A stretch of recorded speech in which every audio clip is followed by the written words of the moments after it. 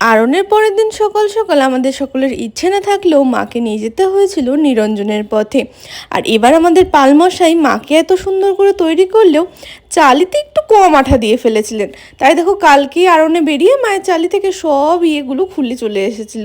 যাই হোক, ঘাটে পৌঁছে দেখি প্রায় 12-15টা ঠাকুরের পরে রয়েছে আমাদের মুক্তকেশী মা। তাই জন্য ভাবলাম একটুখানি বসে বসে ঠাকুরের বিসর্জনই দেখি। গিয়ে দেখি একটার পর একটা ঠাকুর খুব সুন্দর করে বিসর্জন হচ্ছিল।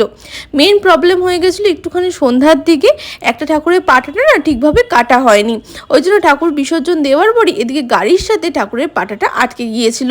সেই বোর্ড এসে অনেক চেষ্টা করার পর অনেকক্ষণ সময় লেগে গেছিলো, তারপরে ফাইনালি ঠাকুরটাকে বিসর্জন দেওয়া যায়। তারপরে এদিকে দেখো আমাদের মুক্তকেশী মাও চলে আসে। তখন মনটা খুব খারাপ লাগছিল যে মা এবার ফাইনালি সত্যিই চলে যাচ্ছে। তো মা আবার পরের বছর খুব তাড়াতাড়ি চলে এসো, সারাটা বছর তোমার অপেক্ষায় থাকবো। জয় মুক্তকেশী মায়ের জয়।